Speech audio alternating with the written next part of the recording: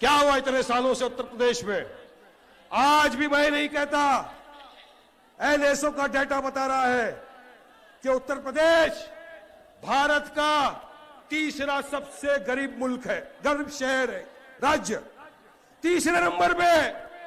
इतनी गरीबी उत्तर प्रदेश में किसके राज में हुई? हम तो सत्ता में नहीं थे, सत्ता में तो कभी सपा रही, सत्ता में भाजपा रही, फिर क्यों इतनी गरीबी? मोदी ने कहा 70 लाख युवाओं को रोजगार देंगे, मगर मिस्टर मोदी, वारिस पठान आपसे सवाल करता है, मेरे सवाल का जवाब दो। उत्तर प्रदेश का करोड़ों युवा आज बेरोजगार घूम रहा है, कब रोजगार मिलेगा उसको? रोजगार नहीं है, करोड़ों युवा बेरोजगार घूम रहा है। खाने पीने के वादे हैं हम लोगों के, ये आपके राज्य में कर दिया। ये डबल इंजन करते करते आपने हमारे मुंह से हमारा निवाला छीन लिया। योगी सरकार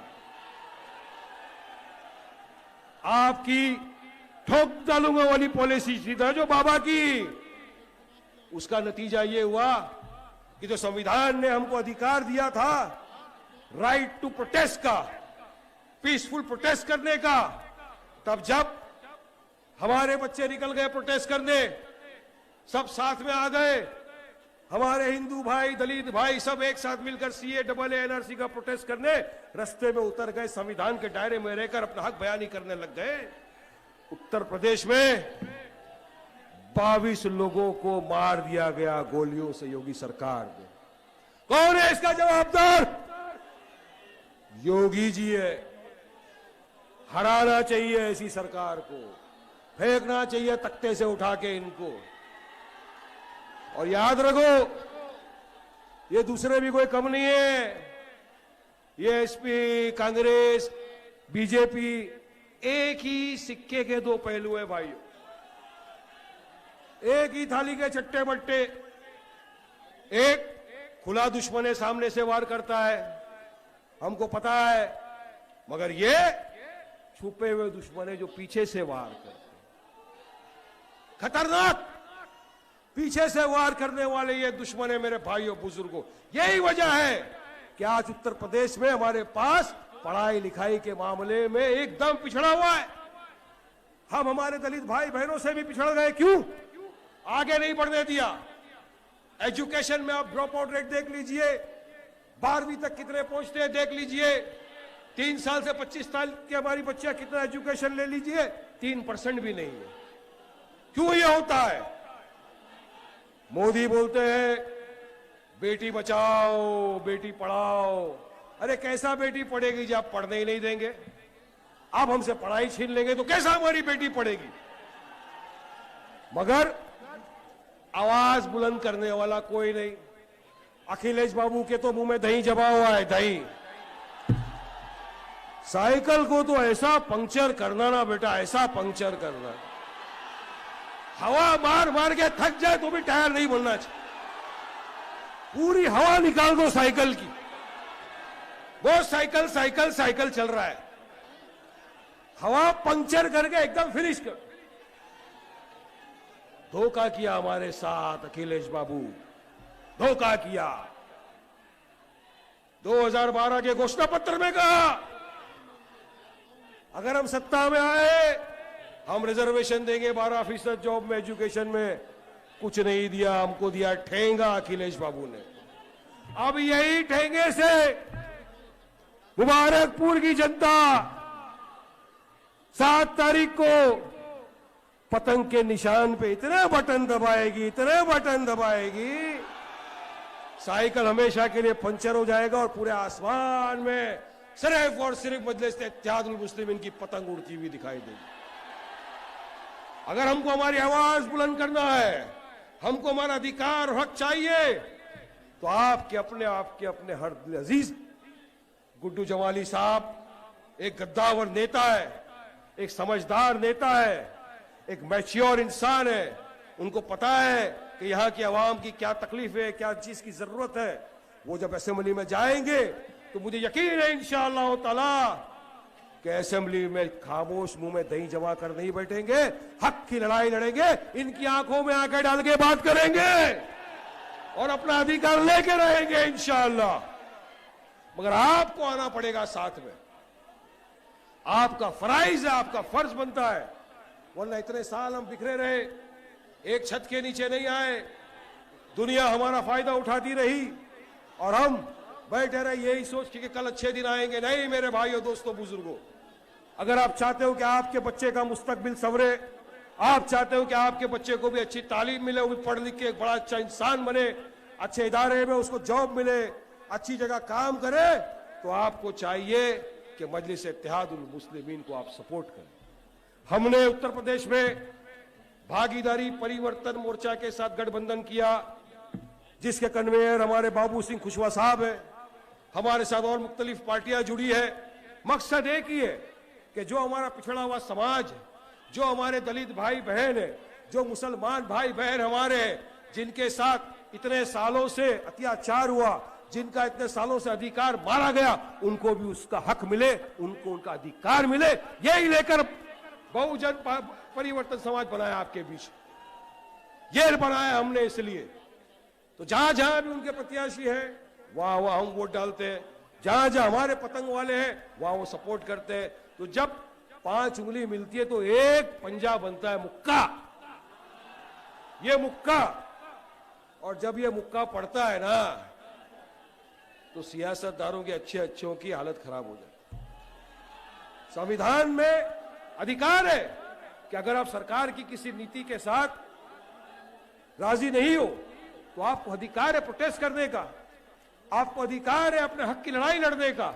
इसी तरह हमारे किसान भाई भी लखीमपुर में प्रोटेस्ट कर रहे थे, सरकार के काले कानून के खिलाफ आवाज बुलंद कर रहे थे, पीसफुली बैठे थे। तो मोदी सरकार का ही मिनिस्टर एमओएस होम में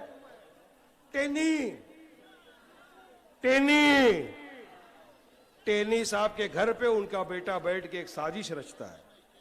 साजिश के तहत, कॉन्स्पिरेसी के तहत थार गाड़ी का अरेंज किया जाता है और वो गाड़ी लेकर जाता है और हमारे 4 बेकसूर किसान भाइयों को कुचल के मार देता है। बेल पे आ जाता है बाहर। वहीं पर हमारे इतने सारे लोग जो आज जेलों के अंदर है, उनका कोई पुरसाने हाल नहीं है। वो तो आ गया बेल पे, मगर उसका फादर, उसका पिता, जिसके घर पे ये साजिश रची गई, वो आज भी मोदी सरकार के साथ सत्ता में बैठकर मलाई खा रहा है। यानी इनके जो दिल है नरम नहीं रहे, सख्त दिल हो गए। हम कुछ भी करेंगे तुमको बर्दाश्त करना होगा। मगर हमारे साथ क्या हो रहा है? अरे हम तो आप ही करते हैं तो हो जाते हैं बदनाम, वो कत्ल भी करते हैं तो चर्चा नहीं होता। ये हाल करके रख दिया इन्होंने पूरे देश के अंदर मेरे भाइयों, दोस्तों, बुजुर्गों। और उत्तर प्रदेश की बात बताऊं मैं, कोरोना का सेकंड काल आया, गुड्डू जवाली साहब ने अपने जाती पैसों से काफी लोगों की मदद की है। या कि अवाम ने मुझे पता है बहुत काम किया गुड्डू जवाली साहब ने, अपने जाती पैसों से जाकर लोगों की मदद की है। मगर उत्तर प्रदेश में ही योगी सरकार थी, भाजपा की सरकार थी, हमने देखा गंगा के घाट के ऊपर हमारे हिंदू भाई बहनों के शव तैर रहे थे। शमशान में लकड़ियां नहीं मिलने की वजह से उनको जलाया नहीं गया, गंगा के घाट पे उनकी लाशें तैर रही थी, जिसको कुत्ते नोच के खा रहे थे मेरे भाइयों। किसकी वजह से हुआ? योगी सरकार की वजह से। ये सारी जो समस्याएं, बेरोजगारी की, पेट्रोल डीजल गैस के बढ़ती हुई महंगाई की, जितनी समस्याएं यहां आई है, ये योगी सरकार और ये समाजवादी पार्टी वालों की तरफ से आई है, क्योंकि ऑपोजिशन ने उनको सवाल ही नहीं किया था। हम चाहते हैं कि उत्तर प्रदेश में विकास हो। भागीदारी परिवर्तन मोर्चा का उद्देश्य यह है कि हम उत्तर प्रदेश में विकास करें, एजुकेशन करें। यहां पर हम आए आपको पॉलिटिकल एम्पावरमेंट करने। असद ओवैसी साहब को लीडर, नेता, मिनिस्टर बनने का कोई शौक नहीं है। वो आए हैं आप ही के अंदर से, आप ही के अपने को किसी को लीडर बनाने, जो आपकी आवाज विधानसभा में जाके बुलंद करे, आपकी हक की लड़ाई लड़े, आपको इंसाफ दिलाए जाकर विधानसभा में। यह मंशा हम लेकर आए, वरना ऐसा ही रहेगा, बहुत जिंदगी भर चलता रहेगा। हम दूसरे को ब्लेम करते रहेंगे। हम अपने आप को अगर नहीं देखेंगे तो मुझे आज वो गालिब का बहुत बड़ा शेर याद आ रहा है, जिंदगी भर यही गलती करते रहे गालिब, धूलती चेहरे पे आईना साफ करते रहे। अगर हम अब भी एक प्लेटफॉर्म पे नहीं आए तो यकीन मानिए मेरे दोस्तों, बुजुर्गों, साथियों, आने वाले वक्त में हमारे बच्चे हमसे सवाल करेंगे, अब्बा एक जमात आई थी हैदराबाद से, आपके सामने गुहार लगा रहे थे, चिल्ला रहे थे, अपने हक की बात कर रहे थे, हमारे को साथ देने के लिए निमंत्रण दिया, आइए साथ में हम आपका विकास करेंगे, इतना चीजें आपको समझाई। अब्बा आपने उस जमात का साथ नहीं दिया जिसकी वजह से आज हम तकलीफ में गुजर रहे हैं। ये मौका मत आने दो मेरे दोस्तों, बुजुर्गों, भाइयों। ऐसा होना चाहिए कि बच्चा आपको कहे, अब्बा मानता हूं आपको, अम्मा सैल्यूट करता हूं आपको, क्या आपने 2022 के चुनाव में ऐसी जमात का साथ दिया जिसको हमने वोट देकर जिताया, तो आज हमारा आपको इंसाफ मिल रहा है, आज हमको हक मिल रहा है, आज हमारा विकास हो रहा है, आज हमारा एजुकेशन हो रहा है।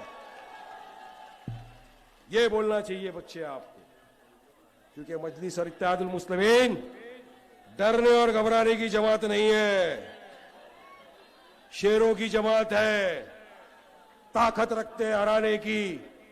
आपके पास ये आ रहे हैं, आगे भी आएंगे कि अगर आपने एमआईएम को वोट दे दिया, असद ओवैसी की पार्टी को वोट दे दिया तो भाजपा जीत जाएगी, उसको वोट मत दीजिए, ये आपको डराएंगे। मगर याद रखो मेरे दोस्तों, बुजुर्गों, साथियों, उनसे डरना नहीं, उनकी आंख में आंख डाल के जवाब देना, उनको बताना कि प्रिय मित्र, 2019 का जब लोकसभा का चुनाव आया, मेंबर पार्लियामेंट का चुनाव आया, मजलिस इत्तेहादुल मुस्लिमीन तो सिर्फ 3 जगह से लड़ी पूरे भारत देश में। हैदराबाद तेलंगाना से लड़े हमारे कायद बैरिस्टर असदुद्दीन ओवैसी साहब, बिहार से लड़े अख्तर उल इमान साहब, औरंगाबाद महाराष्ट्र से लड़े इम्तियाज जलील साहब। हम तो सिर्फ 3 सीटों पर लड़े पूरे हिंदुस्तान में, और 3 में से रिकॉर्ड ये है 2 सीट पर जीत कर आए हम यहां। और जो औरंगाबाद में हम जीते, मजलिस जो सीट जीती, तो मजलिस ने किसको हराया? जो भाजपा और सेना का 30 साल का एमपी, सिटिंग एमपी था, उसको हरा के, लात मार के उसको घर बेच के आए। यह ताकत है मजलिस इत्तेहादुल मुस्लिमीन की, यह हमारी ताकत है। हम में ताकत है इनको हराने की, इनमें ताकत नहीं उनको हराने की, तो इल्जाम का टिकड़ा हमारे सर पे डाला जाता है। ए टीम, बी टीम, सी टीम, अरे कोई भी टीम बोल दो, डरने घबराने वाले नहीं है आप। हम अपने अधिकार से, अपने हक की लड़ाई लड़ने आए हैं, आपको आपका अधिकार दिलाने आए हैं। अभी बैरिस्टर असदुद्दीन ओवैसी साहब बस पहुंचने वाले हैं, चौपर कुछ ही शरण में उतरने वाला है। मैं चाहता हूं, दरखास्त आपसे सिर्फ यही है लास्ट,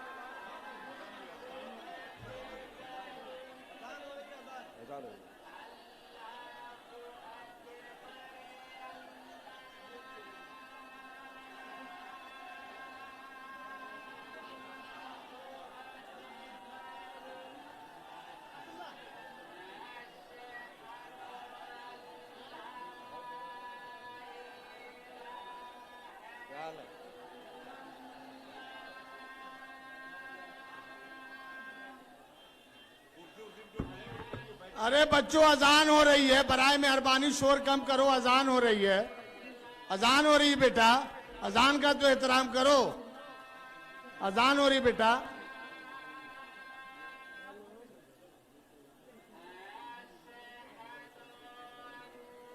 आप लोग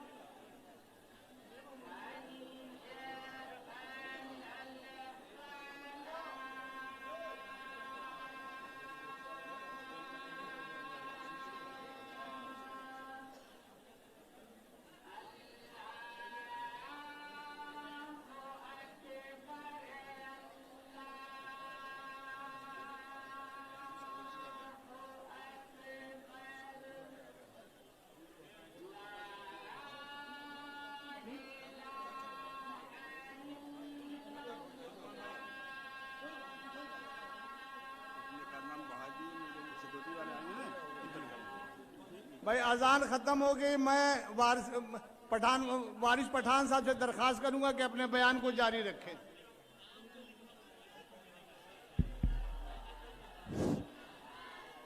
अजान हो गई अल्हम्दुलिल्लाह।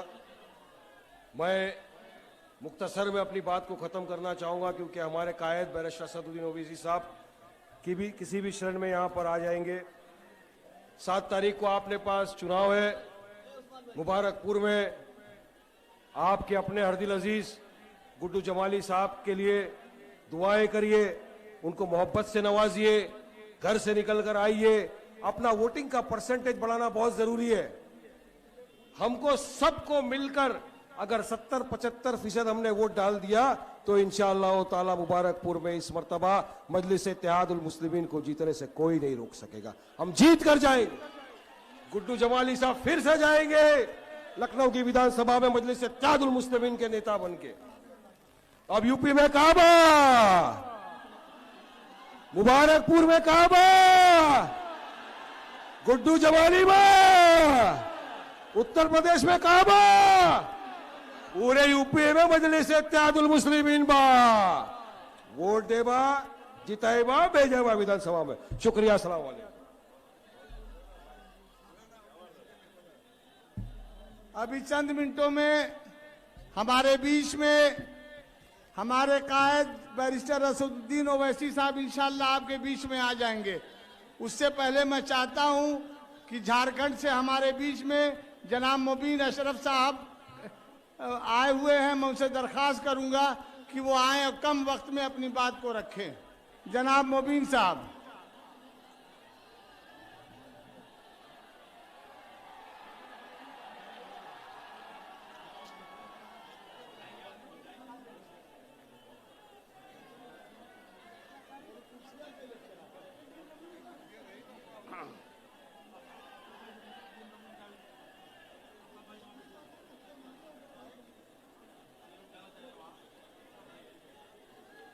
नहमदुहु व नुसल्ली अला रसूलिहिल करीम अम्मा बाद।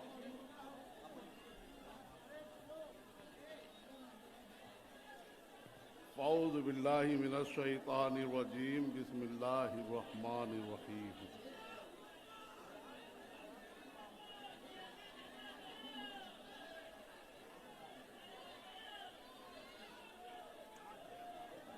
लाइक सद एहतराम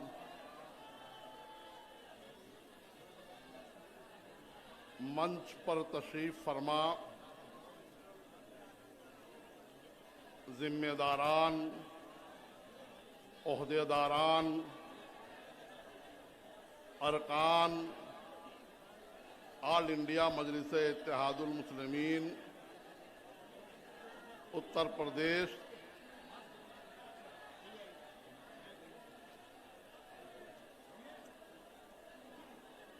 आज मुबारकपुर के सरजमीन पर ये हुजूम, ये मजमा, ये जन सैलाब देखने के बाद ऐसा महसूस हो रहा है हमारे दरमियान अभी इस वक्त शेरे महाराष्ट्र मुमताजो नक्काद खतीब मोहतरम साबिक एमएलए वारिस पठान साहब से आपने जो वलवला अंगेज खिताब समाअत किया है, इन्होंने आपको जो हौसला दिया है, यकीनन हमारे और आपके लिए वो आबे ज़र से लिखने के लायक है। बड़े खुशनसीब हैं मुबारकपुर में बसने वाले जियाले जवानों, यहाँ के बाशिंदों कि हमारे दरमियान आज मुल्क के एक अजीम रहनुमा, भारत की शान, तहरीको आंदोलन के सम्राट अलहाज बैरिस्टर असदुद्दीन अवैसी साहब किबला दामद बरकातहुमुल कुद्सिया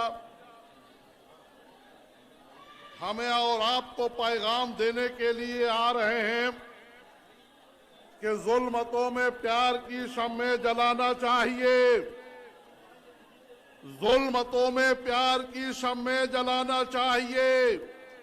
आज हर एक दिल में अपना घर बनाना चाहिए और तोड़ने के वास्ते एक पल दरकार है, जोड़ने के वास्ते लोगों जमाना चाहिए।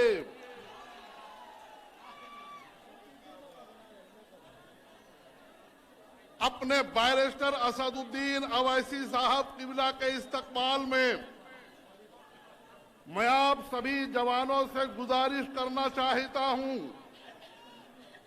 मैं मुबारकपुर के लोगों को मुबारकबाद पेश करना चाहता हूं कि इस बार आप ऐसा कारनामा अंजाम देने वाले हैं जो मुबारकपुर का नाम पूरे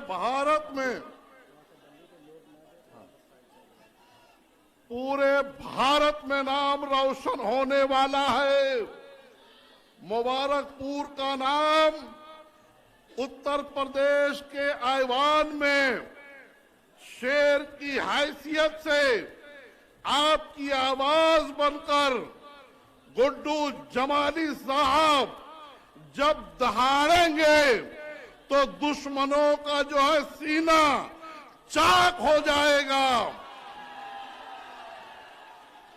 और इनकलाब की लहरें बुलंद हो जाएगी और दुनिया बस ये कहेगी कि जो बात हकीकत है छुपाई नहीं जाती, इंसाफ की आवाज दबाई नहीं जाती, जो बात पाई जाती है गुड्डू जमाली में वो बात किसी और में पाई नहीं जाती।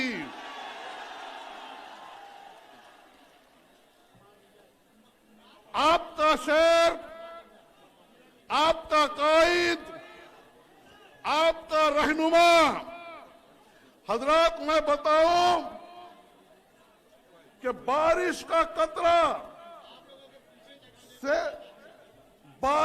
कतरा सांप के मुंह पे भी गिरता है और सिप्पी के मुंह पे भी गिरता है, लेकिन सांप उसे जहर बना देता है और सिप्पी उसे मोती बना देती है।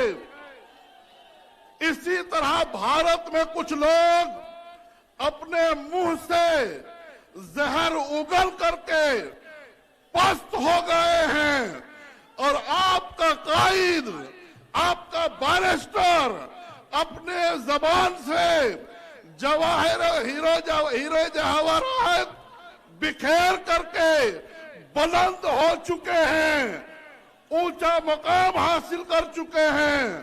ऊंचा जो चढ़ गया है गिराया न जाएगा, रिफत की मंजिलों से हटाया न जाएगा। अल्लाह ने अता की है जो मोमिन को रोशनी, फूकों से वो चिराग बुझाया न जाएगा। बस इन्हीं चंद जुमलों के साथ आपको झारखंड से मैं आकर के पैगाम देने के लिए और मुबारकबादी देने के लिए आया हूं और आपसे वादा करने के लिए आया हूं कि जब 10 तारीख को जब आप जीत, कामयाबी का सेहरा आप लोग अपने सर पे बांधेंगे तो उत्तर प्रदेश में भी पटाखे उड़ेंगे, झारखंड में भी आपसे कम नहीं उड़ेगा। आपका इस्तकबाल हम वहां से भी करेंगे। आपसे मैं बस इन्हीं बातों के साथ मैं अपनी गुफ्तगू को खत्म करता हूं। उत्तर प्रदेश जिंदाबाद, मजलिस पाइंदाबाद, बैरिस्टर साहब जिंदाबाद, गुड्डू जमाली साहब जिंदाबाद। साथियों, चंद मिनटों में उनका हेलीकॉप्टर लैंड करने वाला है, जिसका आपका बेसब्री से इंतजार है। वो इंशाल्लाह आपके बीच में आ जाएंगे। मैं बड़े अदब के साथ महाज एजाज साहब से दरख्वास्त करूंगा कि वक्त का ख्याल रखते हुए 2 मिनट में अपनी बात कहने का काम करें।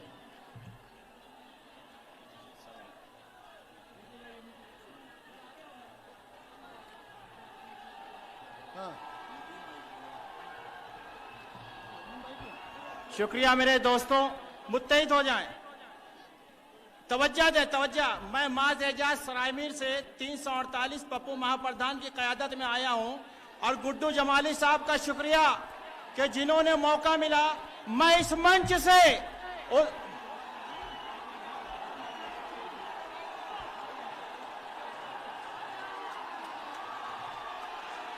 मैं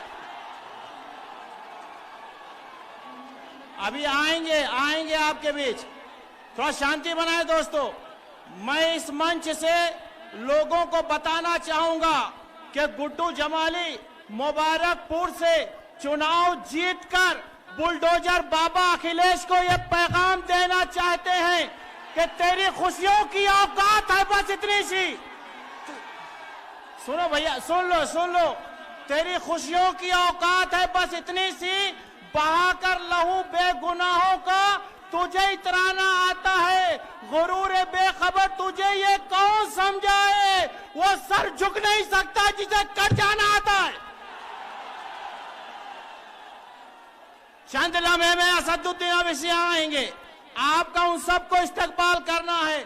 और मुबारकपुर की इस इनकलाबी सरजमीन से मैं ये कहना चाहूंगा कि देख करके मौजों को ये इम्कान है, उठने वाला फिर कोई तूफान है। खैर कश्ती की हम लगती नहीं, आज दरिया में ऐसा उबाल आएगा। और बांध करके कफन सर पे रहिएगा।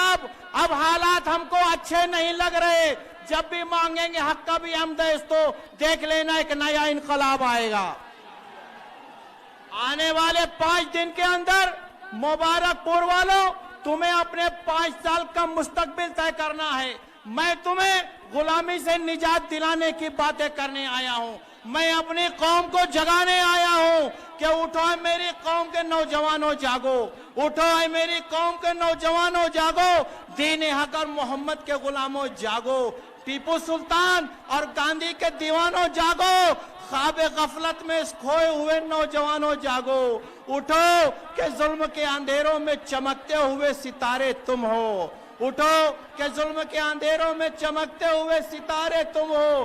टीपू सुल्तान और गांधी के दीवाने तुम हो। अदलो इंसाफ के पुरनूर सितारे तुम हो। असदुद्दीन अवैसी के कांधे के सहारे तुम हो। उठो कि हरान जुल्म की हिफाजत तुमने की है। जान देकर भी भारत से मोहब्बत तुमने की है। अपनी मिट्टी से हरगिज ना बगावत की है। सदियों तुमने यहाँ इस मुल्क से मोहब्बत की है। उठो, अदल इंसाफ के परचम को बुलंदी दे दो और उत्तर प्रदेश को भाजपा सरकार से मुक्ति दे दो। साथियों, आप लोग उधर ना दौड़े। हेलो, हेलीपैड बहुत दूर है, आप लोग उधर ना दौड़े। उधर कोई ना जाए भाई। जो मैदान छोड़ के जाएगा वापस आ नहीं पाएगा। इसलिए आप लोग बराए मेहरबानी मैदान से जाने की कोशिश ना करें।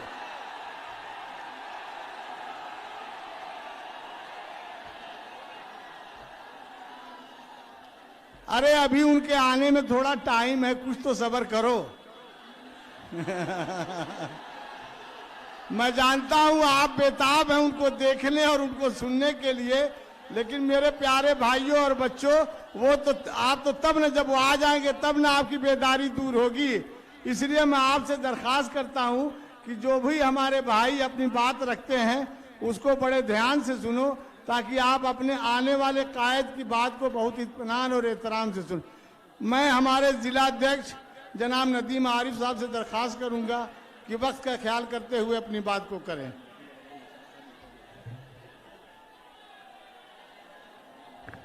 अस्सलाम वालेकुम। मंच पे आसीन हमारे सीनियर नेता वारिस पठान साहब, हमारे तमाम प्रत्याशी दीदारगंज विधानसभा से जावेद आलम, निजामाबाद से पप्पू महाप्रधान, मेनगर से करमवीर आजाद, गोपालपुर से अब्दुल्ला भाई और सदर से हमारे कमर कमाल साहब और हमारे तमाम हजरात जो झारखंड की टीम है, हमारे भिवंडी से आए मौलाना रफीउद्दीन साहब, मुफ्ती साहब, तमाम लोगों का आजमगढ़ की सरजमीन पर खैर मुकद्दम वेलकम है। मेरे नौजवान साथियों, जैसा कि आप जानते हैं कि 2014 से हम लोगों ने लगातार 28 बार परमिशन डाले, लेकिन समाजवादी पार्टी की सरकार से लेकर आदित्यनाथ योगी की सरकार ने हमारे असदुद्दीन अवैसी को इस शिवली की सरजमीन पर आने नहीं दिया। 9 नवंबर को हमें परमिशन देने के बाद तमाम इंतजामात हो गए थे, लेकिन सरकार का एक फरमान जारी होता, आचार संहिता लागू हो जाती है। मैं आपकी मोहब्बत, आपके जोश, आपके जज्बे को सलाम करता हूं। मैं जानता हूं कि मैं एक जिला अध्यक्ष होने के नाते आज मैं खुशी से अगर बेकाबू हूं कि अभी असदुद्दीन अवैसी साहब का हेलीकॉप्टर मुबारकपुर की सरजमीन पर लैंड कर चुका है, यानी आजमगढ़ की सरजमीन पर लैंड कर चुका है। 2014 का वो इंतजार जो एक लंबा इंतजार था, वो इंतजार आपका खत्म हुआ। खुशी से अगर मेरे अंदर जोश और जज्बा है तो आपके अंदर कितना होगा, क्योंकि आपने वो झंडा उस वक्त उठाया जब एमआईएम के नाम पे लोग डरते थे।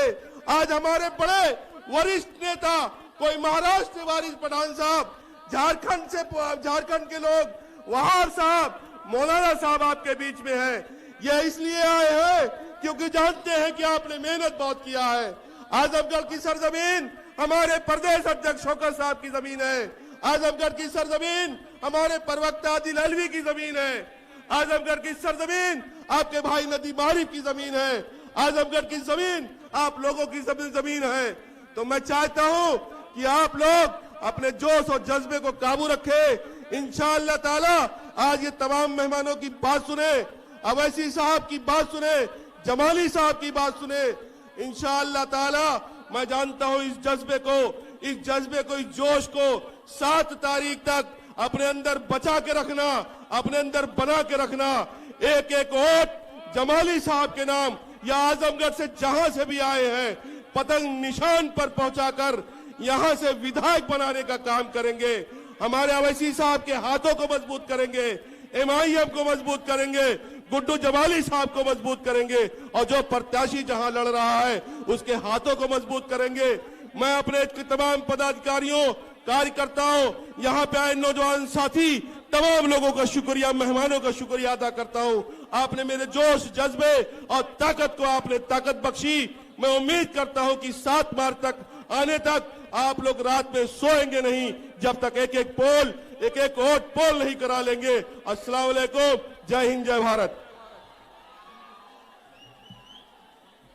अरे मेरे साथियों, अभी आने में टाइम है, अभी जरा सा इंतजार और कर लो। जैसे इतना इंतजार किया, अच्छा जरा एक बार जोर से नारा लगा दो, ओवैसी साहब जिंदाबाद।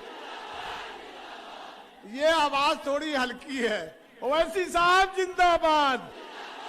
हाँ, ये ठीक है। अब मैं जनाब मौलाना अशरफी साहब से कहूंगा कि वक्त का ख्याल रखते हुए अपनी बात को 2 मिनट में रख दे। मौलाना अशरफी साहब जो हमारे अमरोहा विधानसभा के प्रत्याशी भी रहे हैं एआईएम से, मैं उनसे दरखास्त करूंगा कि वो आवें और अपनी बात को करें। ये हमारे पहले चरण में इनका इलेक्शन था, ये अमरोहा के विधानसभा प्रत्याशी भी रहे हैं। अस्सलाम वालेकुम वरहमतुल्लाहि वबरकातुहू। राइस पर वाइस पठान साहब, इमरान बॉबी साहब, मौलाना रफीउद्दीन अशरफी साहब और भी जो ज़रा जहाँ पर है वहीं आफ्ताब है। आप सब जिस मकसद से हाजिर हुए हैं उसके लिए मैं आपको बता दूं, हम सब जिंदा हैं इसलिए बोल रहे हैं। हम सब जिंदा हैं इसलिए बोल रहे हैं। जमाना गूंगों की दास्तान नहीं लिखता। और बता दो वक्त के बेईमानों को कि एक कल के सितमगारों, तुम अब करके सितम देखो। एक कल के सितमगारों, तुम अब करके सितम देखो। वो दौर तुम्हारा था ये दौर हमारा है। और सुनो, मुबारकपुर के जिंदा दिल मुसलमानों और दलितों, हम सब वो लोग हैं जो अपने हक की लड़ाई लड़ रहे हैं। ये भागीदारी परिवर्तन मोर्चा परिवर्तन चाहता है। हमने बहुत दरिया बिछाई, लेकिन अब कह दो जालिम से कि तू अपने जेल की तादाद बढ़ा दे। अभी जिंदा है मुबारकपुर में हक बोलने वाले। और हम सब भारतीय हैं, हमको मक्कारी नहीं आती। हम सब भारतीय हैं, हमको अदाकारी मक्कारी नहीं आती। और 12वीं पास करने के बाद वापस इंटर की तैयारी नहीं आती। हम सब भारतीय हैं, हमको मक्कारी नहीं आती। 12वीं पास करने के बाद इंटर की तैयारी नहीं आती। और ये सैलाब असदुद्दीन ओवैसी का है। हम सब शेर हैं और शेरों को गद्दारी नहीं आती। हम सब शेर हैं और शेरों को गद्दारी नहीं आती।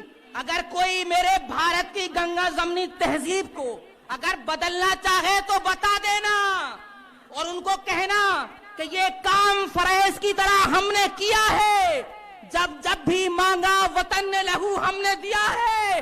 और नमाज रोजा जैसी इबादत के वास्ते गंगा तेरे पानी से वुजू हमने किया है। और मेरा कायद बैरिस्टर असदुद्दीन ओवैसी या वारिस पठान साहब, इमरान बोबी साहब, डॉक्टर मेहताब चौहान साहब, जो लोग बैरिकेडिंग पे दबाव दे रहे हैं, बराए मेहरबानी मैं पुलिस से दरखास्त करूंगा कि इनको बैरिकेडिंग से दूर कर दे। जो लोग भी बैरिकेडिंग तोड़ने का धक्का दे रहे हैं, इनसे कहो कि बैरिकेडिंग से दूर हो जाए। और मैं पुलिस से दरखास्त करूंगा कि इसको देखें। ये आपका सैलाब कामयाबी की दलील है, लेकिन आप खामोशी बनाएं। सुनो, अभी खामोशी है, जरा ठहरो। 7 मार्च को पतंग का निशान होगा, एक शोर आएगा। अभी खामोशी है, अभी ठहरो।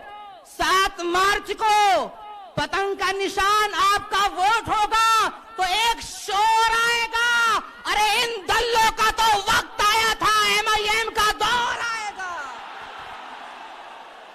इनका तो वक्त आया था, हमारा दौर आएगा। और दोस्तों, वो सब के सब नारी हैं। ये बाजी वही हारेंगे। वो सब के सब नारी हैं, ये बाजी वही हारेंगे। और घर घर से ओवैसी निकलेगा। ये कितने ओवैसी मारेंगे? घर घर से ओवैसी निकलेगा। ये कितने ओवैसी मारेंगे? मेरा कायद नहीं कहता कि तू तीर या तलवार या हथियार लेके चल, दुनिया सलाम ठोकेगी। तू इंसान है, इंसानियत का किरदार लेके चल। और बहुत घूम लिए तुम इन दलों के पीछे, आज वक्त है खुद साथ में सरकार लेके चल। आज वक्त है तू खुद साथ में सरकार लेके चल। अब तुम्हें भटकने की जरूरत नहीं है। वक्त की आवाज है लोगों, वक्त की है ललकार। ए इंसान, तू साथ मिलकर चल। और आने वाली 7 तारीख को यह अपील है मेरी कि आप सब पतंग के निशान का बटन दबा के और जालिम को बता दो कि हमने बहुत दरिया बिछाई, हमारे वोट पर तुम राज करते हो। अब दरिया बिछाना छोड़ दिया, अब पंचर हो जाएगा। आप सब अपने कायद का वेलकम करें और उनको बता दें कि उनके दीवाने चाहने वाले आज भी मौजूद हैं। और बता दें अपने कायद को कि आप तन्हा नहीं हैं, जमाना तुम्हारे साथ है। जय भीम, जय भारत। अस्सलाम वालेकुम। साथियों, ये जो लोग बल्ली पे जोर दे रहे हैं, आप क्या चाहते हैं? प्रोग्राम, आइए आपका प्रोग्राम, अगर प्रोग्राम खराब होगा तो सारी जिम्मेदारी साथियों आपके ऊपर होगी। मैं आप लोगों से हाथ जोड़ के अपील करता हूं कि आप लोग बराए मेहरबानी आप लोग जो है बल्ली को छोड़ दें। आप लोग मैं पुलिस से दरखास्त करूंगा कि इनको आप लोग दूर रखें बल्ली से। आप इनको दूर रखिए बल्ली से। साथियों, हमारे बीच में बहुत से वक्तागण मौजूद हैं, लेकिन हमारे बीच में संभल से चल करके हमारे प्रत्याशी चौधरी साहब आए हैं। मैं उनसे दरखास्त करूंगा कि 2 मिनट में अपनी बात को रखने का काम करें। जनाब चौधरी साहब संभल से ये चुनाव लड़के अब हमारे विधायक गुड्डू जमाली के प्रचार के लिए आए हैं।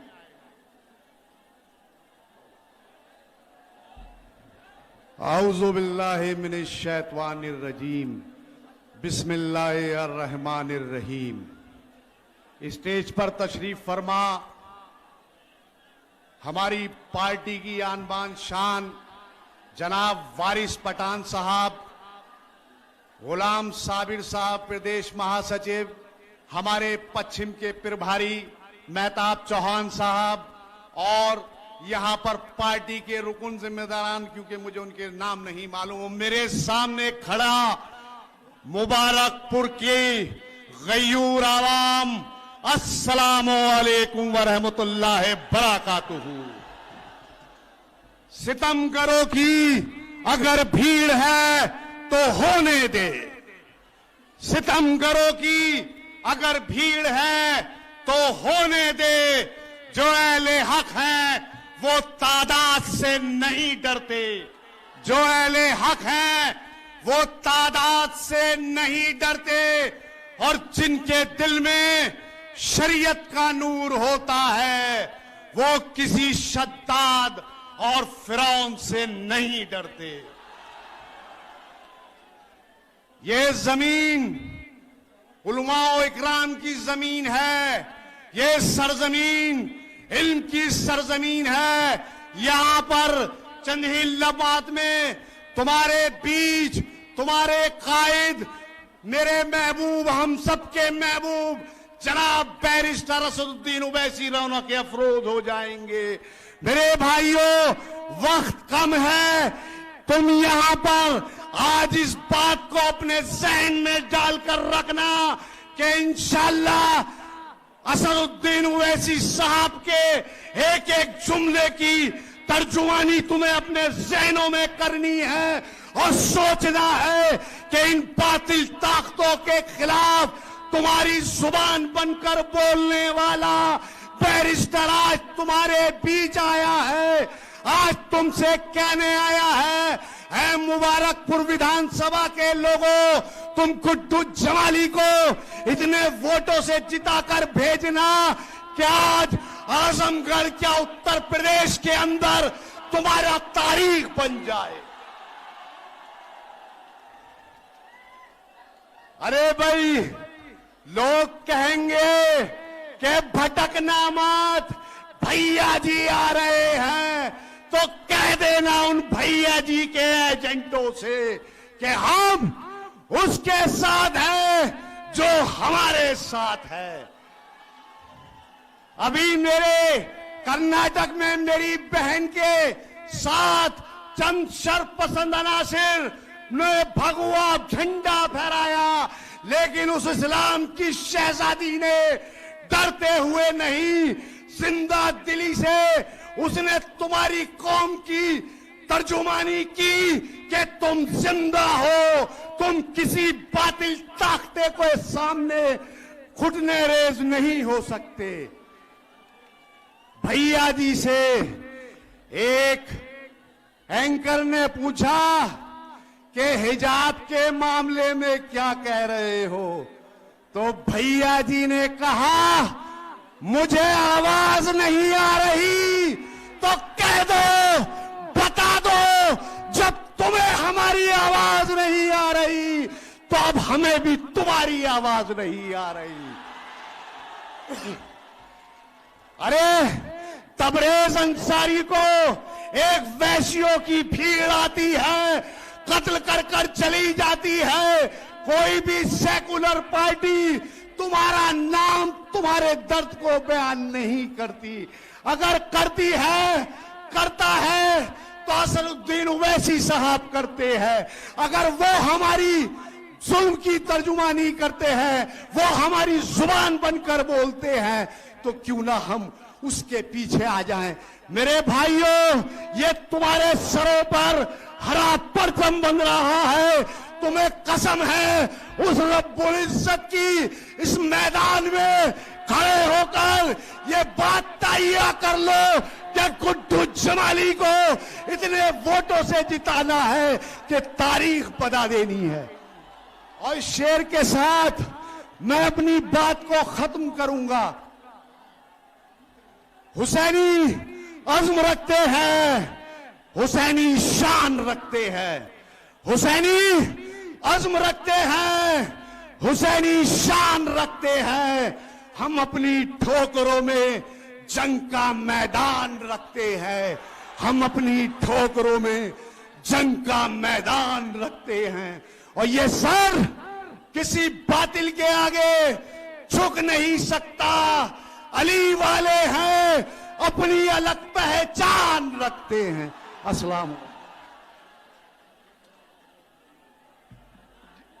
जनाब महमूद साहब जो जामिया मिल्लिया से चल के आए हुए हैं, उनसे मेरी दरखास्त है कि वो बराए मेहरबानी स्टेज पे आ जाएं।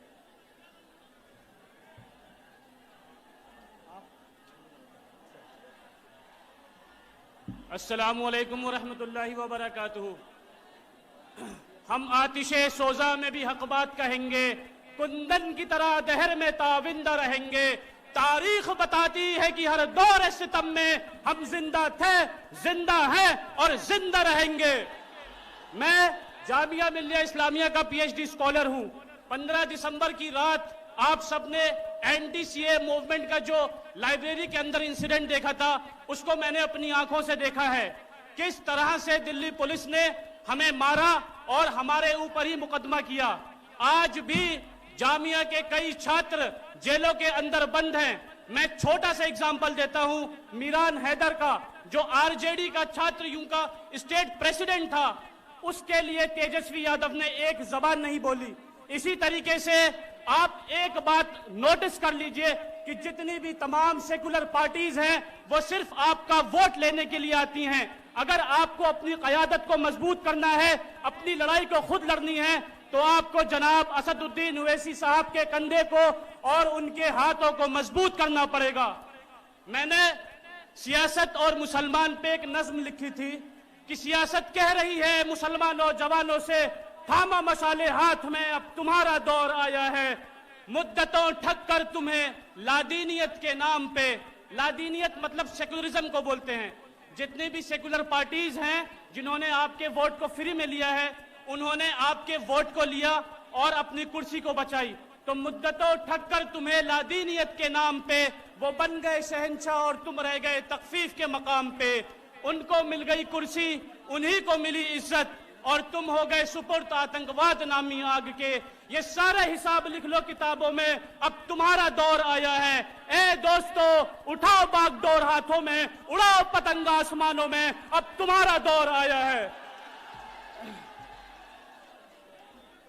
मैं बस यही कहना चाहता हूं कि राह मुश्किल जरूर है, लेकिन हमें मेहनत करनी है, अपनी क़यादत को मजबूत करना है, अपने कंधे को मजबूत करना है और असदुद्दीन ओवैसी साहब को आजमगढ़ की सीट से जिता के यहां से भेजना है। क्योंकि जो जर्रा आजमगढ़ से उठता है वो नैयर आजम होता है। और एक बात आप ध्यान रखिए, अगर यूपी के अंदर आप असदुद्दीन ओवैसी साहब को मजबूत करेंगे तो इंशाअल्लाह हिंदुस्तान की तमाम स्टेट के अंदर AIMIM का परचम लहरेगा। हमें मेहनत करनी है, अगर वक्त साथ नहीं है तो हम उसको साथ लेंगे, अगर साजो सामान मौजूद नहीं है तो हम खुद उसे अपने हाथों से तैयार करेंगे, अगर जमीन हमवार नहीं है तो हम आसमान में रास्ता बनाएंगे। उकाबी रूह जब बेदार होती है जवानों में तो नजर आती है उनको अपनी मंजिल आसमानों में। वक्त कम है, मैं अपनी बात खत्म करता हूं। वाखिरुद्दवाना अल्हम्दुलिल्लाहि रब्बिल आलमीन। अस्सलाम वालेकुम।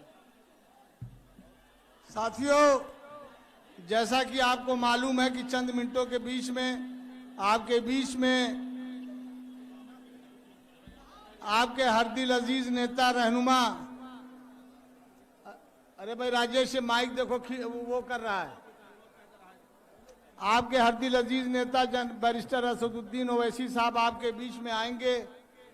इसलिए उनके आने से पहले मैं चाहता हूं कि जरा आपका मैं एक इम्तिहान ले लूं।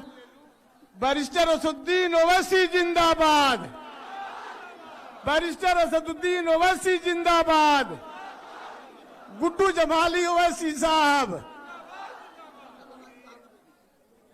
अरे जरा सा ये बता दो, बटन हमारी कहां दबेगी,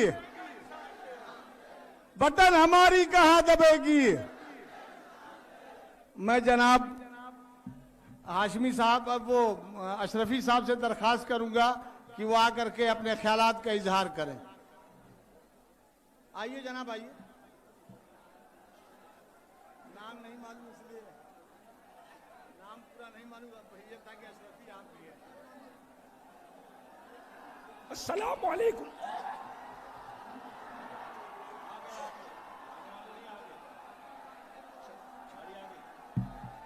देखो देखो कौन आया, देखो देखो कौन आया, मुबारकपुर में कौन आया, मुबारकपुर में कौन आया, देखो देखो कौन आया। असदुद्दीन ओवैसी जिंदाबाद, असदुद्दीन ओवैसी जिंदाबाद। अरे देखो देखो कौन आया, मुबारकपुर में कौन आया, मुबारकपुर में कौन आया।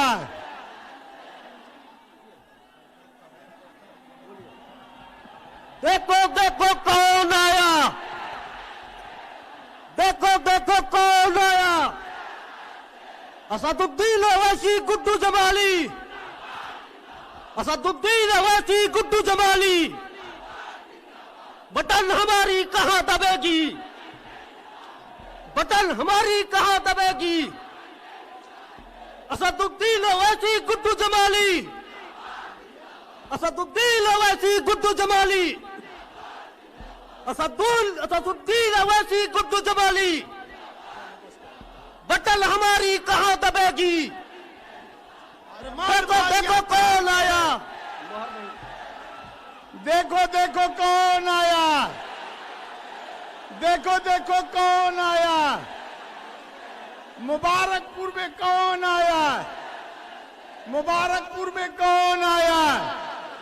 असदुद्दीन ओवैसी जिंदाबाद, ओवैसी साहब जिंदाबाद, ओवैसी साहब गुड्डू जमाली। अरे देखो देखो कौन आया, मुबारकपुर में कौन आया, मुबारकपुर में कौन आया। ओवैसी साहब जिंदाबाद।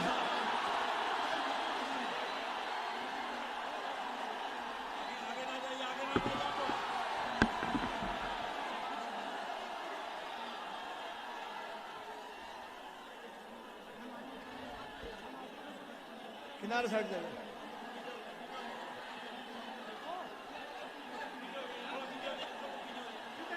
जरा आप लोग पीछे हो जाओ, जरा सब पीछे हो जाओ भाई, जगह दो यार आप लोग।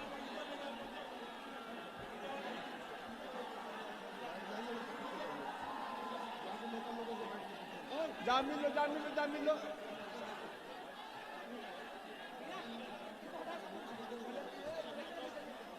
साथियों,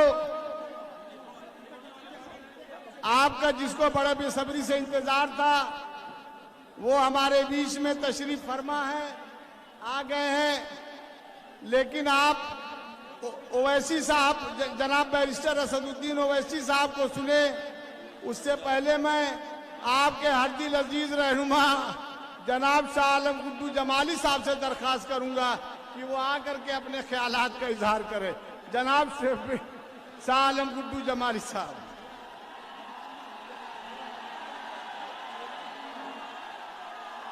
गुड्डू जमाली जिंदाबाद।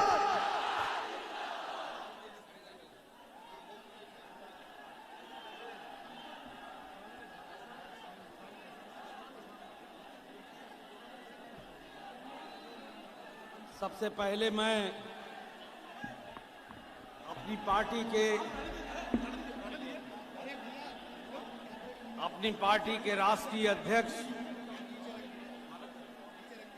जनाब बैरिस्टर असदुद्दीन ओवैसी साहब को आजमगढ़ की इस सरजमी पर उनका स्वागत करता हूं, खैर मकदम करता हूं, दिल की गहराइयों से उनको खुशामदीद करता हूं।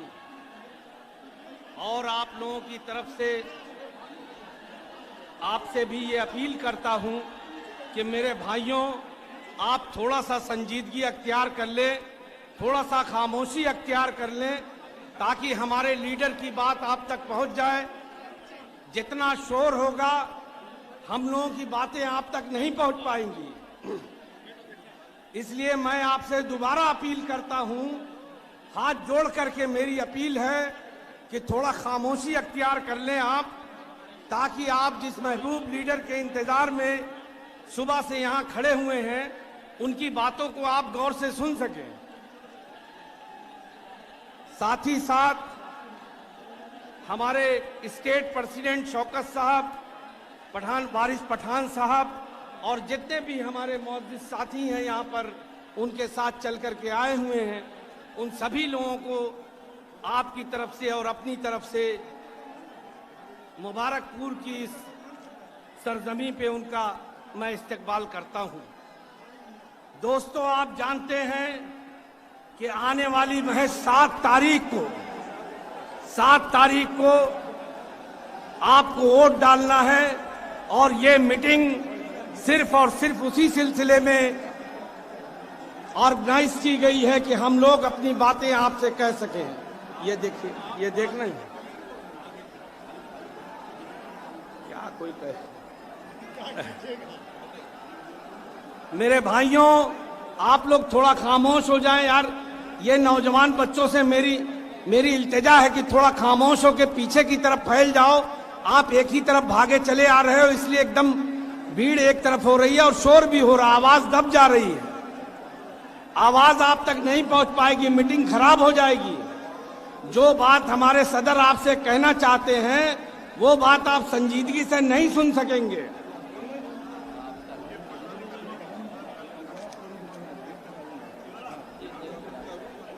मेरी आप लोगों से इल्तिजा है कि आप लोग थोड़ा पीछे की तरफ चले जाएं। देखिए, ये हमारे सिक्योरिटी के भाई भी ये कह रहे हैं कि आप इनसे अपील कीजिए कि थोड़ा आप पीछे की तरफ चले जाएं, ताकि यहाँ पे प्रेशर कम हो जाए, शोर कम हो जाए, और जो मीटिंग में हमारे लीडर को बातें कहनी है आप तक पहुंच जाए। ये कोई हम सिर्फ नारों के लिए इकट्ठा नहीं हुए हैं कि एक शोरगुल हो और बात खत्म हो जाए। देश का इतना बड़ा लीडर आपके सामने आया है, आपका भाई, तो उसकी बातें भी तो आपको सुननी है।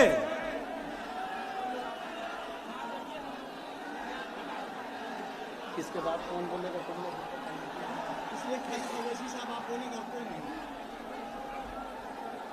मेरे भाइयों, मुझे आपसे कहना है कि 7 तारीख को राजनीति की गुलामी और जिस जिल्लत की राजनीति का हम लोग शिकार हैं, उसको तोड़ना है।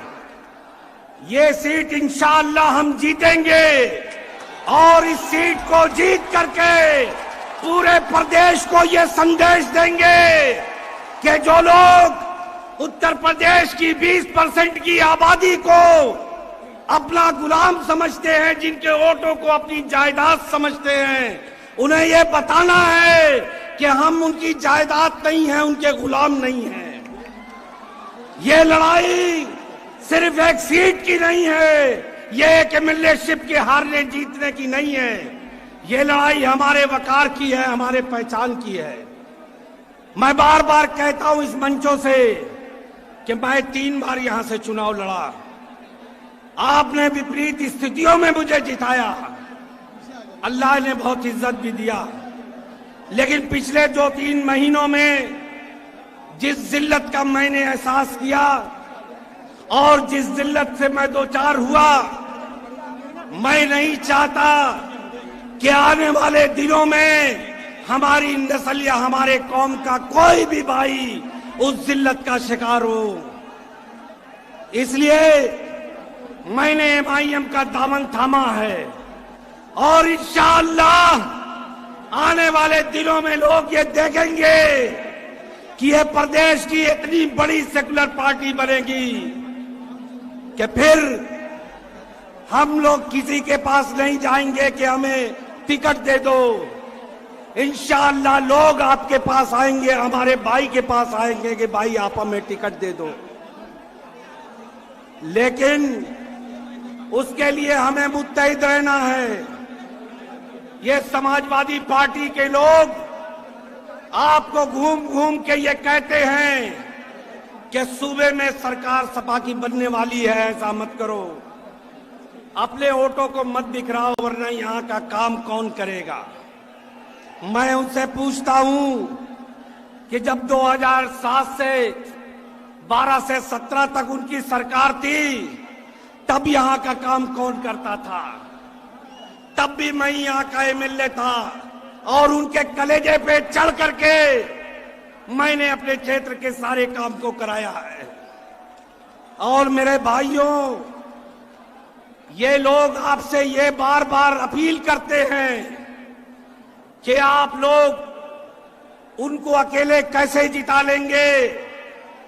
तो यह भी मैं आपको बताता हूं कि उन अंधों से जाकर के कहो कि इस रोड पर देखे कि जितनी भीड़ बैरिस्टर असदुद्दीन ओवैसी साहब को देखने के लिए और उनकी बातों को सुनने के लिए मुस्लिम समाज की है, उससे कहीं ज्यादा हमारा हिंदू भाई खड़ा है और इस मंच पे भी बैठा हुआ है। इस मंच पे हर समाज के लोग बैठे हैं हमारे भाई की बात सुनने के लिए। और जहां तक रही हमारे वोटों की बात, तो ये मैं बता दूं कि आपकी ताकत इतनी है कि अगर आप मुत्तहिद होकर के वोट डाल दे तो आप निर्दल प्रत्याशी जिता सकते हैं, निर्दल प्रत्याशी। और आपने भारती साहब को जिताकर दिखाया भी है। इतिहास हमको भूलना नहीं चाहिए। मेरे भाइयों, मैं आपसे सिर्फ अपील के साथ अपनी बात को खत्म करता हूं और आपसे हाथ जोड़ करके दोबारा इल्तिजा करता हूं कि आप खामोशी अख्तियार कर लें, क्योंकि इसके बाद जिस शख्स को आना है उनकी बातें और उनका मकसद, उनका संदेश इस मिल्लत तक तभी पहुंच सकता है जब आप खामोशी से उनकी बातों को सुनेंगे। इसलिए खुदा के लिए आप खामोश हो जाएं। और आखिरी बात कहता हूं, जिंदगी भीख में नहीं मिलती, जिंदगी बढ़ के छीनी जाती है। सर झुकाने से कुछ नहीं होगा, सर उठाओ तो कोई बात बने। ये सपा के लोग, इनकी जमानत जब्त कराना है, यहां से इनकी औकात याद दिलानी है। आज इंशाअल्लाह मैं मुबारकपुर से जब्त करूंगा और उसके बाद हम और हमारे बड़े भाई मिलके पूरे प्रदेश से इनको खदेड़ेंगे। खुदा हाफिज।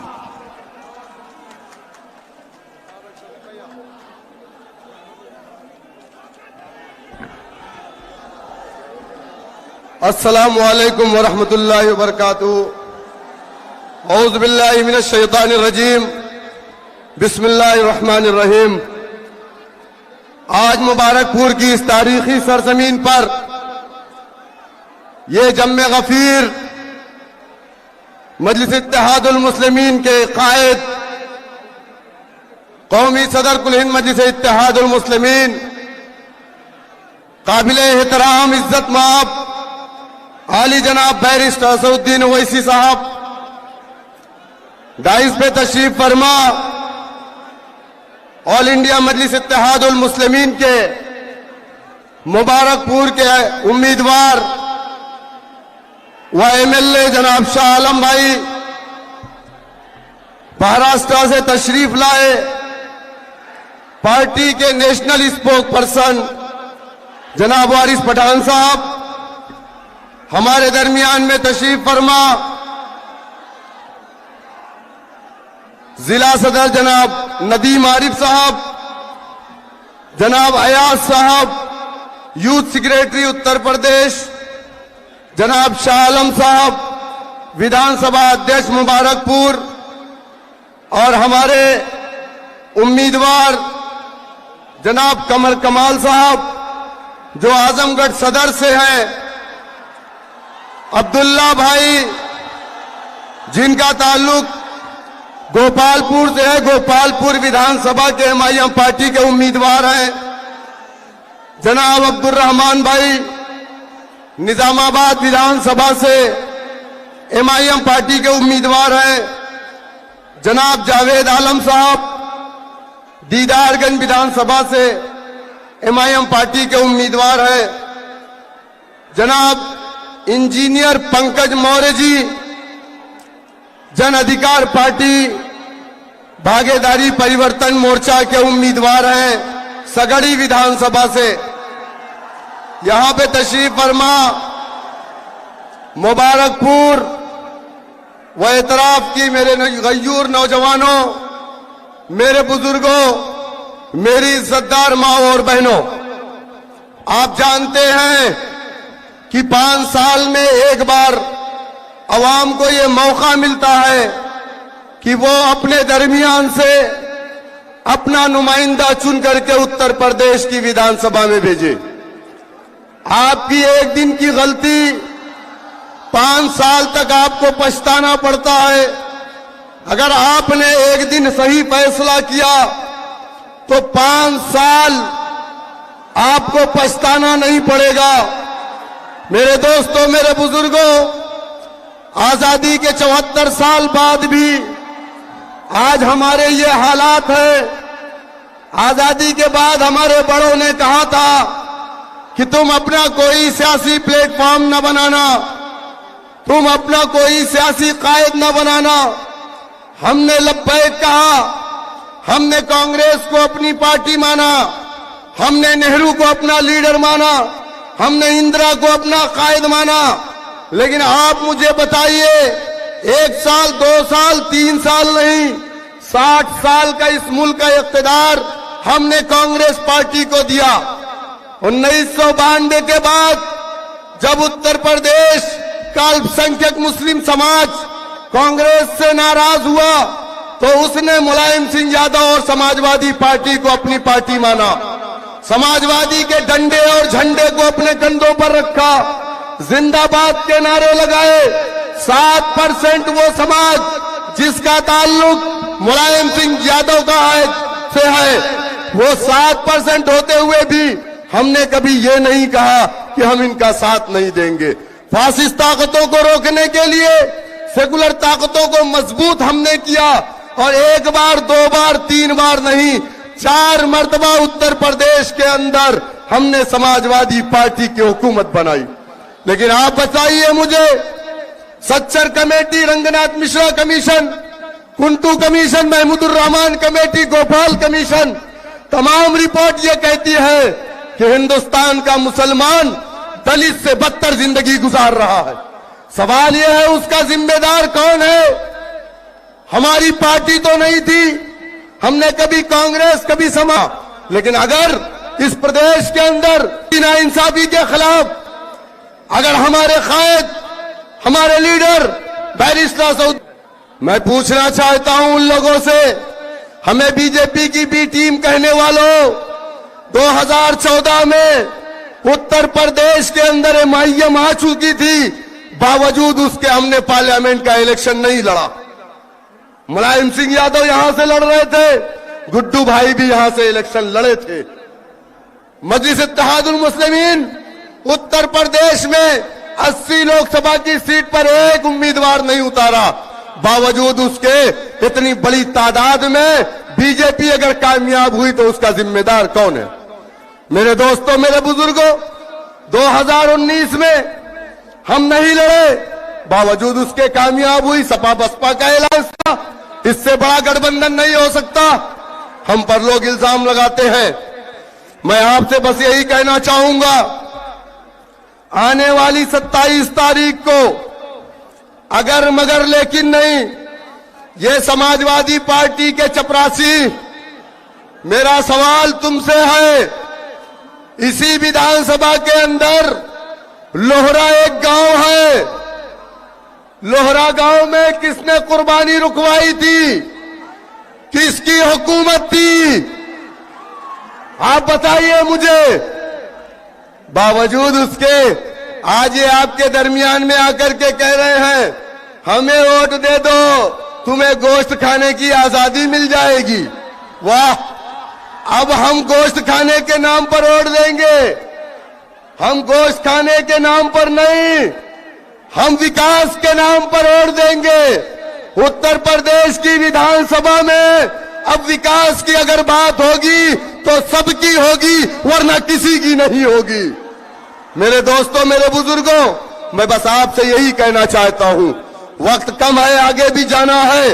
नकीब मिल्लत जनाब बैरिस्टर असदुद्दीन ओवैसी साहब को भी बोलना, आने वाली 7 तारीख को मुत्तहिदा तौर पर भागीदारी परिवर्तन मोर्चा के उम्मीदवार जनाब शाह आलम भाई उर्फ गुड्डू जमाली साहब को पतंग वाले चुनाव निशान के सामने वाला बटन दबा करके कामयाब बना करके उत्तर प्रदेश की विधानसभा में भेज करके हैट्रिक बनाना है कि नहीं बनाएंगे? इंशाल्लाह बनाएंगे ना। बहुत बहुत शुक्रिया। अब आप खामोशी से तकरीर सुनेंगे ना?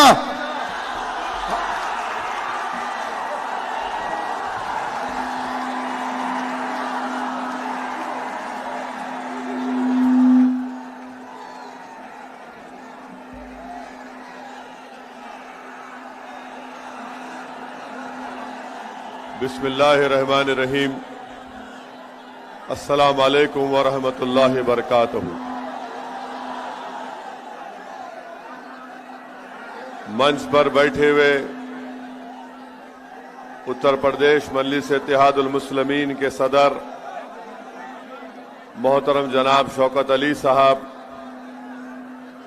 मजलिस इत्तेहादुल मुस्लिमीन के प्रत्याशी वो मौजूदा विधायक मेरे भाई जनाब शालम साहब उर्फ गुड्डू जमाली साहब, और मंच पर बैठे हुए तमाम सियासी नेता, मेरे जमात के रुफ़क़ा, मौज़िज़ हाज़रीन इकराम, मेरे गयूर नौजवान साथियों, आप तमाम का बेहद शुक्रिया कि आपने अपना कीमती वक्त निकालकर आज के इस मीटिंग में शिरकत की, और यकीनन इतनी बड़ी तादाद में, ये जो हजारों की तादाद में इंसानी सरों का समंदर नजर आ रहा है, वो इस बात का पैगाम देता है कि इंशाअल्लाह ताला 7 मार्च के दिन आप तमाम लोग एक होकर मुत्तहिदा तौर पर एक सीसा पिलाई हुई दीवार की तरह आप जालिमों को शिकस्त देंगे, फिरका परस्तों को शिकस्त देंगे, और इंशाअल्लाह यहां से आप गुड्डू जमाली साहब को दोबारा मुबारकपुर से अपना विधायक बनाएंगे। मेरे अजीज दोस्तों और बुजुर्गों, हमारे कमर कमाल साहब आजमगढ़ सदर के मजलिस के प्रत्याशी हैं, अब्दुल्ला साहब गोपाल, जावेद आलम दीदारगंज से हैं, पंकज मौर्य सगड़ी से हैं, और महेंद्र प्रताप सोनकर साहब जो जन अधिकार पार्टी बाबू सिंह कुशवाहा साहब की है, वो मोहम्मदाबाद से प्रत्याशी है, उनका निशान गैस का सिलेंडर है। हमारे जिला सदर नदीम साहब, विधानसभा सदर शाह आलम साहब, यूथ सेक्रेटरी अयाज अहमद साहब। मेरे अजीज दोस्तों और बुजुर्गों, मैं सबसे पहले मोहतरम जनाब शाह आलम साहब का उर्फ गुड्डू जमाली साहब का दिल की गहराइयों से शुक्रिया अदा करता हूं कि उन्होंने मजलिस इत्तेहादुल मुस्लिमीन के उम्मीदवार बनने के लिए राजी हुए और उन्होंने मुबारकपुर की सरजमीन पर मजलिस इत्तेहादुल मुस्लिमीन के परचम को बुलंद किया। मैं उनको मुबारकबाद देता हूं और उनका शुक्रिया भी अदा करता हूं। मैं अल्लाह का शुक्र अदा करता हूं कि अल्लाह सुब्हानहू तआला ने अपने हबीब मोहम्मद मुस्तफ़ा सल्लल्लाहु अलैहि वसल्लम के सदक़े और तुफ़ैल में मुझे मुबारकपुर आने का मौका इनायत फरमाया। ये मेरी खुशकिस्मती है कि मैं मुबारकपुर के इस मुबारक सरजमीन पर आप जैसे मुबारक लोगों के दरमियान में खड़े होकर मुझे अपनी बात कहने का मौका मिल रहा है। मेरे अजीज दोस्तों और बुजुर्गों, मेरी इज्जतदार माँ और बहनों, मैं आपको यह बताने आया हूं कि गुड्डू जमाली साहब को जो टिकट काटा गया वो सिर्फ उनका नहीं काटा गया बल्कि मुबारकपुर की जनता को धोखा दिया गया था। अब ये मुबारकपुर की आवाम और जनता को इस नाइंसाफी के खिलाफ, इस बेइज्जती के खिलाफ और आपके हक को लेने के लिए 7 मार्च के दिन आप तमाम को मुत्तहिदा तौर पर अपने वोट का इस्तेमाल पतंग के निशान पर करना पड़ेगा। मेरे अजीज दोस्तों और बुजुर्गों, आप जानते हैं कि भारत हमारा वतन अजीज है और उत्तर प्रदेश की सियासत है। इसकी एक तल हकीकत यह है कि जब तक आपके पास आपका नेता नहीं होगा, आपकी आवाज को नहीं सुना जाएगा।